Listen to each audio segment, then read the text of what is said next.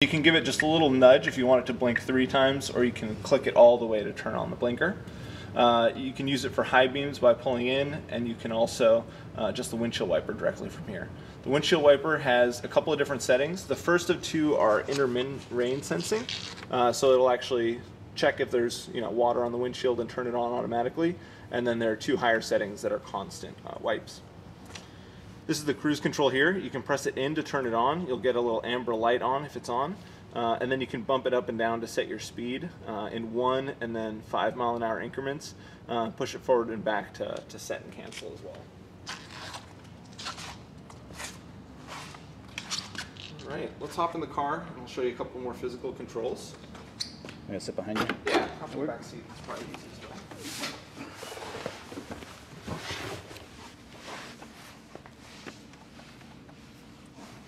Can you see there? Yep.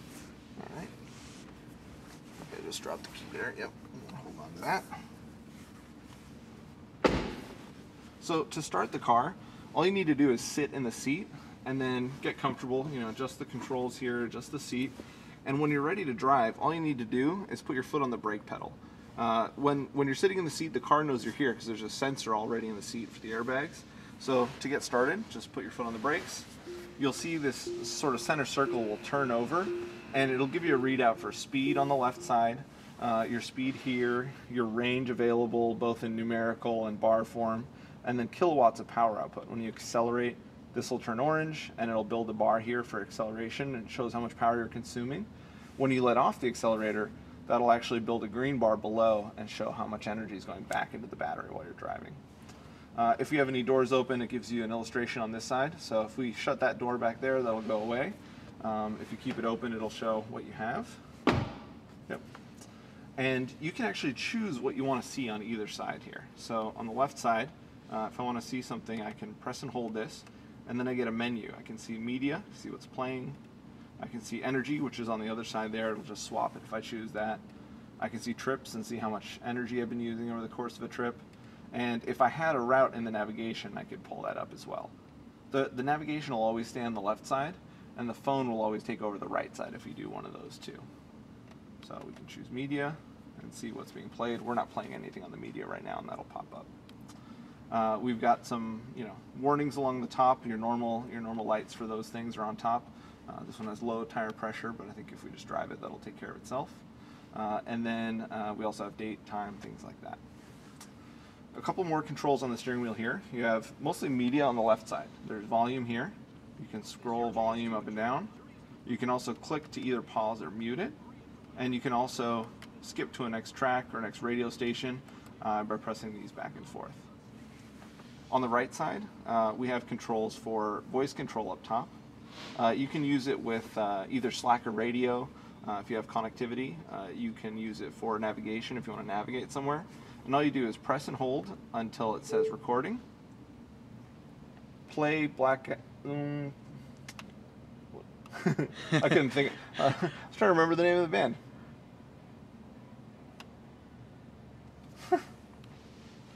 We'll do... Play Black Eyed Peas. So it'll do a search for that, searches for the band, and then you choose the one you want. And that brings it up on Slack or radio, so that'll play that automatically. And on the media here, we can see album art cover gets pulled down with connectivity package, so you can see what you're playing. You can skip to the next track, you can pause here, but you can also do those things on the steering wheel. And then you also have a duplicate over here since we chose media on this side. We can do the same thing on this side to see what we want to see by pressing and holding this one. So I'll choose media, and you'll see it'll just switch sides for what I want to see. We can go to trips, see how much energy has been used. And then we can also use this one to choose from a number of different things. If I scroll right now, I'm set to sunroof, so I can actually close the sunroof, and then I just scroll to the amount I want it open to, click on it, and it'll actually close the sunroof to the amount that I selected. You can also choose what you want the scroll wheel to do by pressing and holding on this one, and you bring up a customize menu, or you just click on this one. We'll bring up customize. I click on this, and then I can choose, it currently has sunroof. You can also choose media source, display brightness, fan speed, climate temperature, or you can do all. And that allows you to choose in between them with the first scroll of the wheel. And so if I want to choose climate temperature, I click on that, and then I can choose what I want the climate control set to, and it comes on automatically. So that's a great option. You have access to everything right away through the scroll wheel. If you're in a phone call already, you can actually just click on this one, and it'll bring you to the phone menu. We don't have a phone call active right now, but if we had one active, you could jump to that to put a call on hold, to end a call. All those sort of things are available through this voice control button as well. So you have access to both of those here. All right, so on the right side of the screen, we have, just behind the steering wheel, a gear selector here. There are a couple of things with this. You can put it in drive or reverse just by pressing all the way down for drive. You can press all the way up for reverse, or you can put it in neutral just by bumping it a little bit in either direction. You can also press and hold this chrome button on the end here, and that will activate the emergency brake while you're driving, or just a single click when you're stopped will put it in park. This is an important one to remember. Not that you should need it. You already have regenerative braking, you have a normal hydraulic brake system through the brake pedal, but it's nice to know that's where your emergency brake is, just pressing and holding on that. You've also got the horn right in the middle here. You have a couple of other buttons, one for the hazard lights right here, another one for the glove box on that side, and that pretty much covers it for physical controls. Next up is the touchscreen. We have a couple of different areas of the touchscreen, so it's important to kind of think of it in different sections. The top and bottom are always stationary. We want to keep those where they are so that you always have a sort of physical reference to where those things are on the touchscreen. So we have a status bar along the top that shows you your temperature. There's a little battery bar here that's a shortcut to the charging menu. So you can tap on that, and that pulls up the charging menu. This also comes up when you open the charge port. You can choose between standard and max range. Standard charges the battery to about 85% and is good for day-to-day use. And that kind of keeps you in the middle of the battery pack. It's good for it to just live in that middle section, and you can cycle it all you want. It doesn't really, battery doesn't really care so much that you do that. If you're going on a long trip, you can choose max range. Max range has a little bit of a detriment over the long term to the life of the battery, but for for a road trip, it's convenient to get that extra mileage out of it. So you'd want to switch into max range and put it there before you charge it on the road trip, so that you get that extra amount. Usually, it just takes about an hour or hour and a half to top up the final amount on the battery. You also have a choice of charge current. You automatically choose the right charge current just based on what the car is plugged into. Because the connector, the mobile connector I showed you earlier, the high power wall connector, public charging station, those will all tell the car how much power is available. But occasionally you might run across an outlet that maybe has less power available. Most commonly with like a 110 outlet. Sometimes those are shared with some lights or a refrigerator, and charging the car and operating that other appliance might pop a circuit breaker. In that case, you can just lower the current a little bit and give that a try. That should take care of most of the issues with that. Of course, we recommend a dedicated charging setup for home, but when you need to use one, it's nice to be able to lower it as needed. You can also open the charge port from here. Mm-hmm. One question, the selectable display settings, I guess in the instrument cluster where we were before, are those tied to the driver profiles? So what you see up here is tied to the driver profiles, and you can actually, we'll jump straight to driver profiles right now. You can actually see in driver profiles what's saved. So when you're in driver profile menus, press this blue button here, and you can see there's a lot of different stuff. So for driving, you have your steering mode, which is the effort that it takes to steer. Basically that's how much assistance you get in the power steering. The regenerative braking, whether you want that in standard or low. Your mirror auto tilt, your instrument cluster layout, so that's what we were adjusting earlier. Units and formats, light and lock settings, your map settings, your climate control. So it's a fair amount that's saved, not just a seat and steering wheel position, which would be more common. Cool. Yeah, good question. Next up on this menu here, before we get to driver settings, is HomeLink. So HomeLink allows you to save up to 3 different garage door openers or gate openers. We don't have something to set up here, but basically you can just name it, create HomeLink, and the car will walk you through the steps. Basically, you just need the clicker for for whatever garage door opener. Hold it nice and close to the bumper. You'll need to hold it down for 30 seconds to a minute so that the car can read the signal. It's also good to have, when you're programming that, good to have a step stool or something handy, because you'll oftentimes need to press a learn button on the actual garage door opener itself. So make sure there isn't a car parked underneath it and you've got a step stool handy for that. Back to driver profile. So when you create a driver profile, you can give it a name, and then create profile. And then the car will prompt you to adjust the seat and the steering wheel, and those sort of physical controls. Once you've saved a setting, once I adjust any of those physical controls again, the car will prompt and ask if I want to save it or whether I want to restore it to where it was, and it'll put you back where it was. It'll also give you a stop button in case someone puts in a different driver profile while you're driving. You can always stop it so that it won't move the seat on you unnecessarily, which is always fun. Next up is the Tesla T here. You can press on that. You can see what revision number you have of firmware, what your VIN is, and there's another one of these blue buttons here where you can see the release notes. This is always good. This shows you all the different things that happened in this firmware release. And this car's running 4.0. 4.0 actually included a lot of different features for displays, app launcher, release notes, and you can jump to any of these with one of these blue buttons here.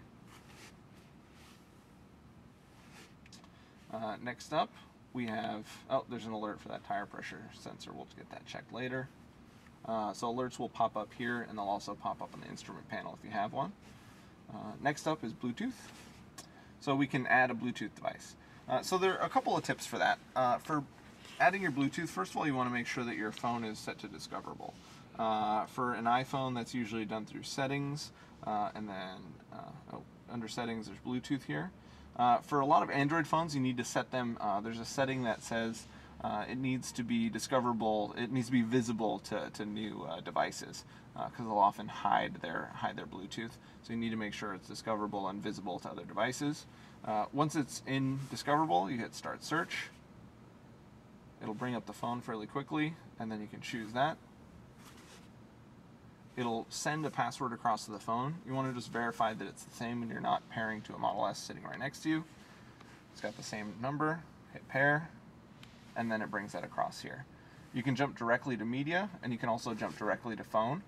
If you jump directly to phone right after you paired, you may notice that your contacts and recent calls aren't in there right away, and that's because it takes a while for the car to pull down all that information from your phone over Bluetooth. So sometimes that can take a few minutes, especially if you have lots and lots of contacts in your phone.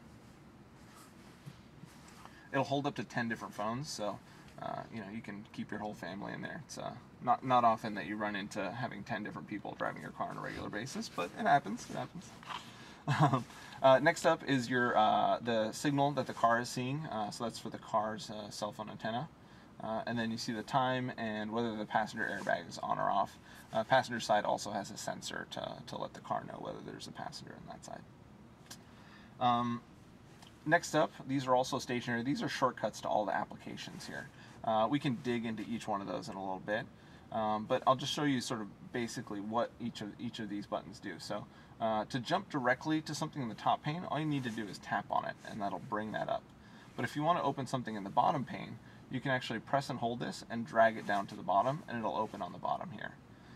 You can also switch between them by pressing the little arrow down here, and that'll swap in between the two. And you can also go full screen with a number of applications by pressing this button, and then it pulls it up to full screen. We don't have super fast, it works pretty good. It populates this whole thing. The maps, you can pinch to zoom, you can use these buttons to zoom in and zoom out. You can switch between satellite and a regular map. It's in night mode right now, so it's a little bit of a darker map than you would normally see during the day. And this is actually Google Maps on this side. With connectivity, you'll see Google Maps on this, and if you have navigation, you have the ability to navigate 2 places directly from here. And while you're navigating somewhere, it'll actually populate the left side of the instrument panel with sort of a bird's eye view of your next direction. So we can dig a little bit deeper into that in a minute. Along the bottom here is another stationary area. We have controls, heating and ventilation, and seat heaters, and then volume control. So let's jump into that. controls, we have, first of all, sunroof. You can drag directly on here if you want to open to a specific amount, or you can tap on here to stop, or drag directly on this image as well. You'll notice that the car kind of has a stop, a comfort position at 80%. We chose that as a good amount to prevent buffeting. So when you're driving and you get that sort of, that sort of sound, if you get that reverberation, 80% is usually about right to prevent that from happening. And if you want it all the way open, you can just press open to open it all the way. There's also a vent position that just kicks up the back of it to give you a little bit of ventilation. Under driving settings, this car has air suspension, so if I want to raise or lower it, you can press high, very high to raise it for a steep driveway.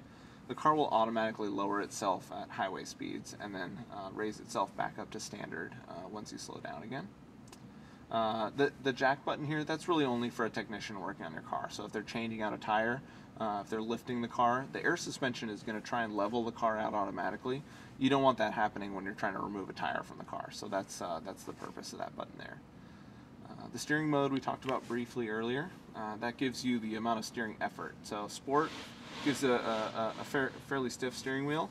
I can lighten that up with Standard and lighten it further still with Comfort. And you can definitely feel the difference between those. I personally like Standard. You can play around with it and see what you like. We have regenerative braking. Regenerative braking in Standard has a peak of about 60 kilowatts, so quite a bit of power going into the battery when you let off of the accelerator.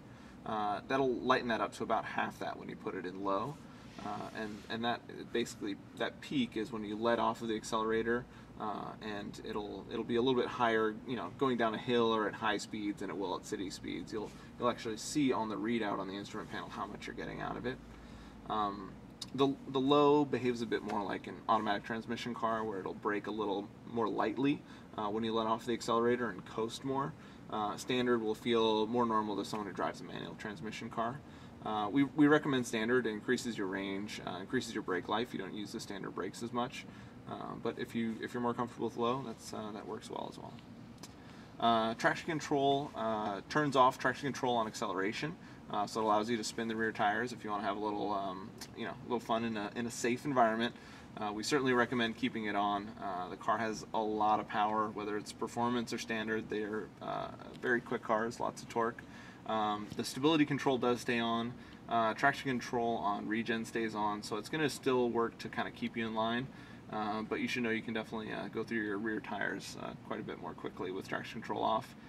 And certainly at your own risk, you want to make sure you know what you're doing if you're turning off traction control. And it'll even give you a warning. If you try turning it off, it'll actually say, "Are you sure you want to do this?" So you're definitely acknowledging that know you're turning traction control off. Creep makes the car behave like an automatic transmission. So when you release your foot from the brake, it'll crawl forward or back depending on what gear you're in. And that's really more of a preference thing. Makes the car sort of move forward, and in a parking lot, if you're just inching forward, some people prefer that. Next up, we have trips. This is also duplicated on the instrument panel if we choose that on the instrument panel. You can see the miles since your last charge, how much energy you've used since your last charge, the average watt hours per mile since that last charge, and also over varying trip distances. You have an A and B trip distance that you can see how much energy has been used. You can reset A or B just by pressing this and then confirming that you want to reset. For displays, you can control the brightness. And you can switch between day and night mode. You can set it to auto and it'll automatically put itself in day or night, or just switch manually between those two, and it'll save the percentage for night or day depending on which one you're in when you adjust it. For e-brake and power off, this is mostly redundant, but there's something you can do in here. One is you can put the car directly in neutral as opposed to using this to put the car in neutral. And one thing that has come up is if, for instance, you want to put the car in a touchless car wash and the car needs to be free rolling, you can actually leave the car free rolling and get out of it by pressing neutral or turning off the parking brake by pressing that button here and then powering the car off. If you do that and get out of the car is then free rolling. As opposed to using the gear selector, the car will assume you want the parking brake on. Most of the time you don't want to leave the car free rolling. So if you do this, make sure it's on flat ground or you have wheel chocks or you're actually in, something like a car wash, and that'll allow you to sort of push the car through. Not something you do all the time, but it's a handy one to have. So if I power off right now, it'll turn the screens off, and now the car is free rolling, so we could push it if we needed to. To wake it up, all we need to do is either tap on the screen or tap on the brake pedal, and that'll wake everything back up again. You notice that while we had this open, oh, one other thing. When you're driving, this will actually turn into a red button while you're driving, and that serves as an emergency brake as well. But again, this chrome button on the end here, just pressing and holding that in, serves as your emergency brake. You notice on the bottom here, this screen stayed here the whole time. So this is access to the doors and locks. You have the ability to open the front trunk, rear trunk, charge port. These are easy to get to just by pressing control. So we have those in the bottom corner, so you can press controls and access any one of those. But one tip, if you're actually just picking someone up at the curb, the easiest way to open the door or extend the door handles for them is just to put the car in park, and that'll actually extend all the door handles, so that makes it easy to pick someone up at the curb. You'll notice when you're driving, as soon as you start rolling, these ones gray out so that you can't accidentally pop your front trunk directly from the touchscreen while you're driving. So handy feature there. Wouldn't want that to pop open, but it does have a secondary safety latch if it was done mechanically. There's actually a hidden switch underneath the glove box in the bottom right corner, so you can pop open the hood from there. The lights are all controlled over here. The dome you can set to auto, and then when you open the doors, it automatically turns the dome lights on. You can set them to on or off, and you can actually turn individual dome lights on just by pressing them. They're little buttons as well, and then they fade out when you turn them off. Ambient lighting on or off, you can choose that whether you want the ambient lighting on. So what's involved in the ambient lighting? Yes, the ambient lighting. You'll notice when I open the door, it has some lighting underneath these. It's just a little bit of mood lighting underneath the door pockets there, or the armrests. Mm-hmm. Yep. Daytime running lights are the little lights around the headlights there. So if we turn the headlights on, you'll see those come on, and you can leave them on all by themselves if you leave it to parking and have the daytime running lights on. You can also choose fog lights independently if you want. I'd recommend just leaving the headlights set to auto. There's an ambient light sensor that automatically turns the headlights on when you need them. That way you don't really have to think about it, and everything comes on when it's needed. Cool. Next up are settings. So pressing on this tab here takes us to a number of different settings. We saw the driver profiles earlier. There's a shortcut to that from here. You also have applications. So for the media player, for instance, the Slacker account with software version 4.0 and above automatically pulls the Slacker information and sets that up. All cars come with a 3-month connectivity trial. Signature cars came with a 1-year connectivity. So that'll automatically set itself up for cars with 4.0 and above. So you just start the car pulls that information automatically. And that's ready to go. So if you accidentally deleted all this stuff out of here, or put your own Slacker account and you want to get back to the free trial, or if you have a signature car, you want it to go back to the year trial, all you need to do is erase whatever you had in there. Either let the car go to sleep, or you can actually tap the Tesla T and it'll actually pull that information down and get your Slacker working again. You can choose audio quality. You can choose medium or best. Medium sort of lowers the quality of the sound so that there's less skipping or pausing to allow it to buffer if you have poor cell phone signal. TuneIn, you can add your own TuneIn account if you like, but it's not necessary to listen to it. For Slacker, it does need a Plus account in order for Slacker to work, and that's part of the connectivity package. For apps, you can back out by pressing apps again or by pressing all apps. For maps and navigation, you can choose the magnification level. This is not necessarily the zoom of the map, but the magnification on the map itself. And I personally prefer 1.5 times because it makes the text just a little bit bigger and a little bit easier to read when you're driving around. 2 times makes it even bigger still, so you can choose that there. Makes the map a little bit easier to read when you're driving around. Driver profiles we saw. Units and format lets you switch to kilometers, 24-hour time, Celsius, energy. This is a unique one. Charging units, energy or distance. This is what you see on the instrument panel while you're charging. You actually can see a couple of metrics on there. You can see the voltage, you can see the amperage, and you can also see either how much distance is available in the battery, either in rated or projected range, or you can see the energy that's gone into the battery. And then for the range display, you can choose between rated and ideal. So rated is based on the EPA cycle, the 5-cycle EPA test that results in 265 miles. Or ideal it's basically equivalent to the old EPA cycle, which turns out to be about 55 miles per hour of cruising on flat ground. So you can choose what you want to see on this display based on either of those standard testing cycles. So that allows you to know how much you get out of the car. If you just drive it at 55 miles an hour on flat ground, gives you an idea of what you can do if you want to just get the most out of it. Rated is the new EPA cycle is also a very realistic amount that you can get out of the car just by driving it normally. You don't have to try to really achieve that. For vehicle settings, there's lots of different things you can adjust on the car. Driveway door locks locks the car as soon as you start driving. Child protection lock that turns off the electronic rear door handles. Remember, you still have those mechanical ones if you really need them, but that prevents kids from just pulling the handle and opening the door, so that's one of the advantages to that. You have walk-away door locks, so if you walk away from the car, the doors will lock automatically.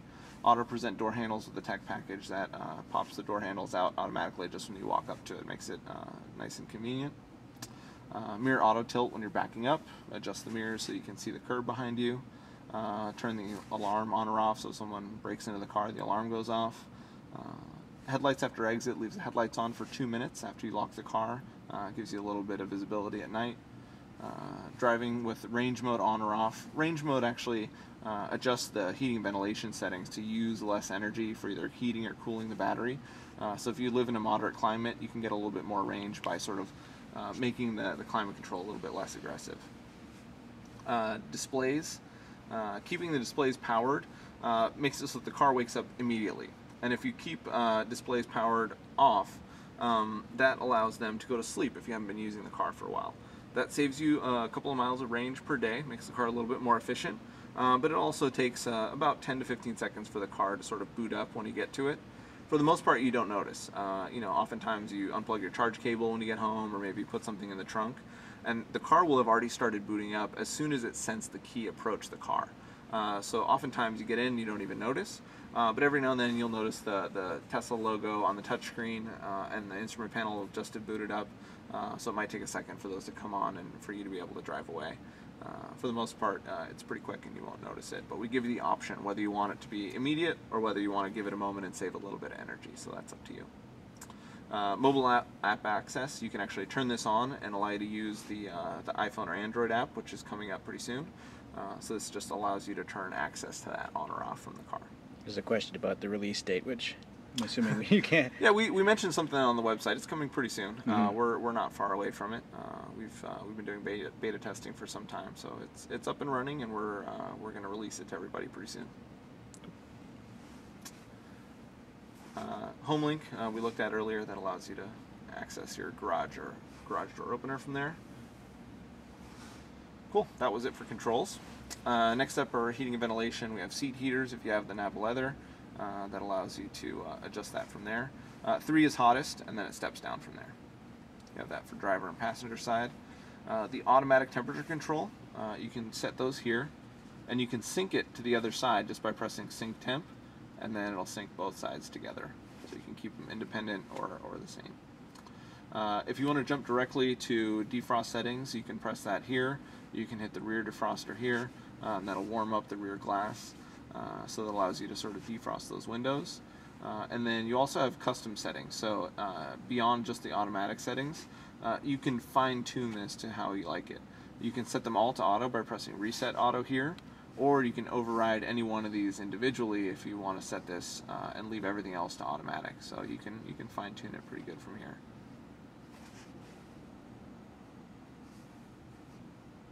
One other thing, so you have an X here to close menus. You can also press any darkened area outside of that to close a menu, so you don't always have to search directly for that X there. It's just a nice little feature. And then we also have redundant volume controls over here for the passenger. Cool. All right, let's take a look at the applications here. We played around with the navigation a little bit earlier, so let's jump right into that. You can search directly for either an address or a business or some other name. As long as you have connectivity, it'll actually do a Google Maps search. So if I just want to find my nearest Tesla store, I just type in Tesla, hit enter, and it'll search for those things, but it'll actually do a live search here as well. So it's just looking for different Tesla locations near me. So there's our headquarters, there's the factory where we are right now, there's our Menlo Park store, so you've got a couple of different choices. You just tap on one of those, it'll show you the final destination so you can verify where it is. You can choose to navigate to it directly, or you can choose to call it if it has a phone number listed as well. Shows you how many miles remaining, and if I hit navigate here, it'll actually bring up the directions on this side. It'll bring up a bird's eye view on this side, and it tells me how to get there. I can scroll through and see what the various directions along the way are. I can adjust the volume right here for how much volume I want for the person speaking to me, mute the voice, or I can cancel it directly. You can also see how many minutes it'll take, how many miles it is, and what time you're estimated to arrive there. You can also jump directly to the destination by pressing the flag up here, and that'll jump to the destination so you can verify where it is. You can also have the map follow you at any time by having this little target in blue. If you turn that off, you can leave the map wherever you like it and just see sort of your whole route if you like. So for instance, if I wanted to see what the whole route looks like, I can zoom out and see the entire trip across there. Switch to satellite, like we did earlier, and we can also turn traffic on or off. There's a traffic overlay here, but sometimes you don't want to see that, so you can turn off traffic and just see it as it is.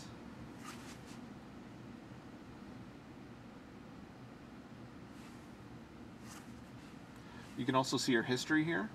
And one of the cool things is that not only does it show the recent places that you've gone to, you can cross those out if you don't want someone to know you went and got ice cream in the middle of the night. And then you can also do recent searches.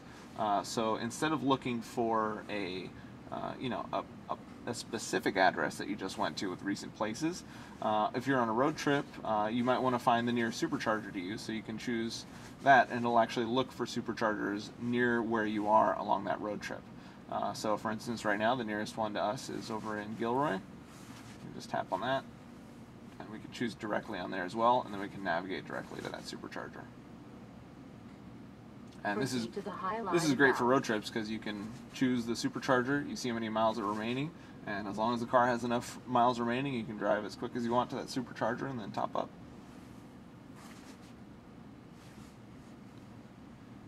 Cool. On the bottom here, I'll switch over to the media application.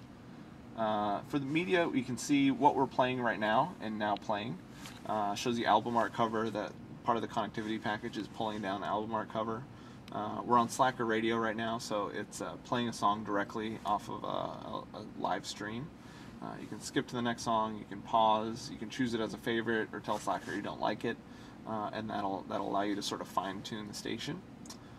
You can choose it as an overall favorite as well, so your favorites in the car are saved either for Slacker stations, for individual radio stations, and all those things will collect underneath this heart here. If I press that heart, I can see my favorites, and you can actually have favorites from FM stations, AM stations, XM if you set that up. You can get it from Slacker Radio, from all kinds of different things can collect together in your favorites, beyond just say the radio stations that you save. If you're on radio, you can save all kinds of different stations on here. If you want to choose recents, you can see recently played, up to 2 weeks back, you can see what's been played on the actual stereo itself. You can also jump directly to browse by pressing this tab here and see your radio. FM we were playing earlier, that gives you a normal tuner. You can choose if you want HD or not. You can choose FM or AM directly on here, and then you can just scan directly for a station. You can slide this if you're targeting a specific station. You can press and hold on any one of these to save the actual radio station, and you can see your radio signal directly in here.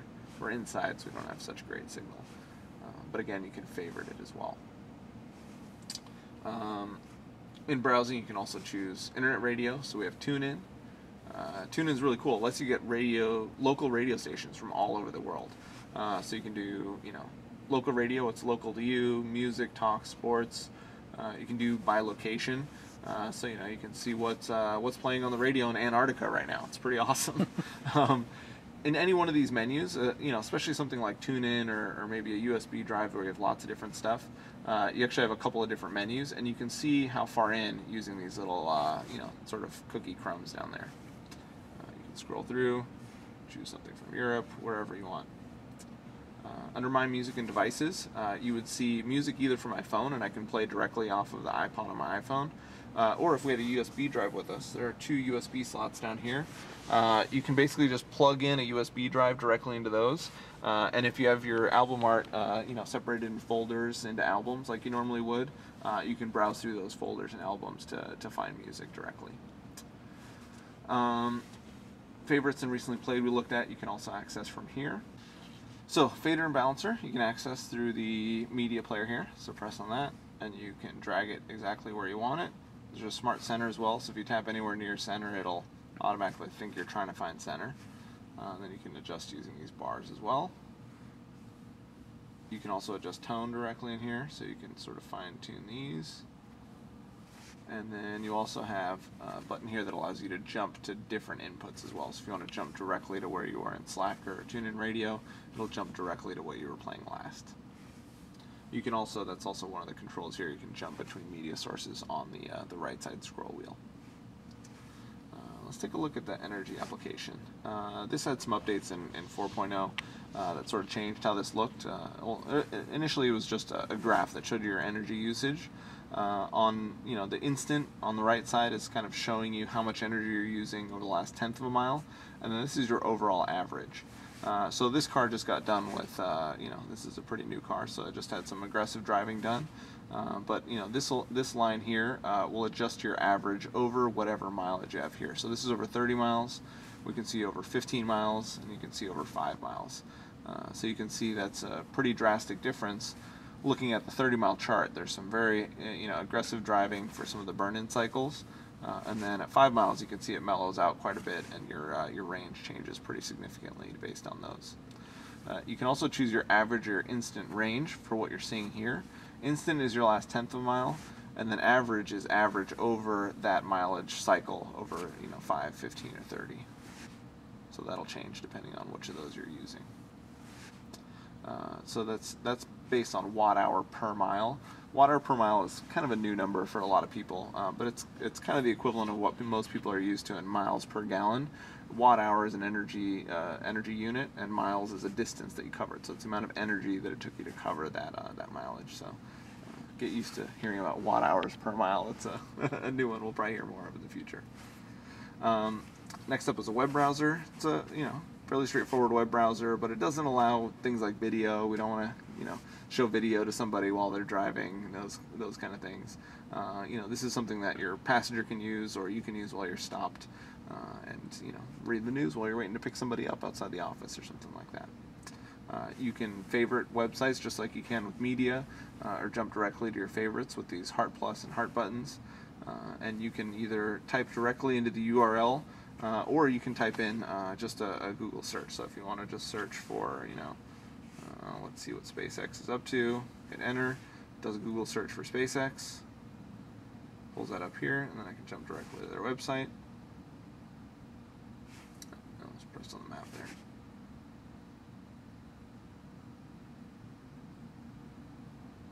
And there you go. You can pinch to zoom as well, so if you want to zoom in on something, you can do that here. Jump around directly to the website. So, your normal web browser just doesn't allow a lot of the fancy media stuff. Can't play music directly off of it, can't play video. We want to keep the distractions down, but allows you to read the news and get some basic stuff done. We also have the camera, the backup camera. You can access at any time. If you just put the car in reverse, it automatically turns on. But you can have this live while you're driving as well. If you want to see behind you while you're driving, you can do that. And then we also can jump directly to the phone, where you can see your recent calls, your contacts, and a dialer pad if you want to just dial a number directly, or if you're in a phone tree and you need to enter something for maybe a conference call number or an extension. Cool. Well, that's all there is for the touchscreen here. That's it? Yeah, that's showing you around the car, exactly. Did you want to tell? Somebody did ask about the visors. Is there? Oh yeah, we do have lit visors coming. We have some revisions coming to that. I don't have an ETA on it, the ETA or availability information on that just yet, but it is something we're working on. But a lot of people ask for lit mirrors in the visors, so we're working on it. Okay. Yep. Cool. Any other questions coming in from the web? We'll give them 30 seconds to hear that. Yeah, exactly. Yeah, I can't think of anything that I would want to ask. You mentioned was there something in the glove compartment for?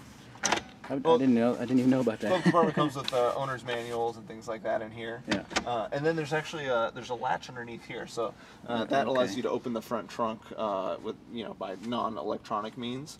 And if you do that, there's also a hood release like you normally would find in a car. There's a button you need to press down to release it. All the electronic ones we can disable while you're driving, but a mechanical one needs to have a secondary latch. So if you just press the front trunk buttons and you're not driving, it'll pop it all the way open. But if you use that mechanical one, you'll need to use a secondary latch up front, just to, so you don't have somebody accidentally pulling that from up front. Right. Yep. Okay. Cool. That's Model S. In a nutshell. In a nutshell. Yeah. Yep.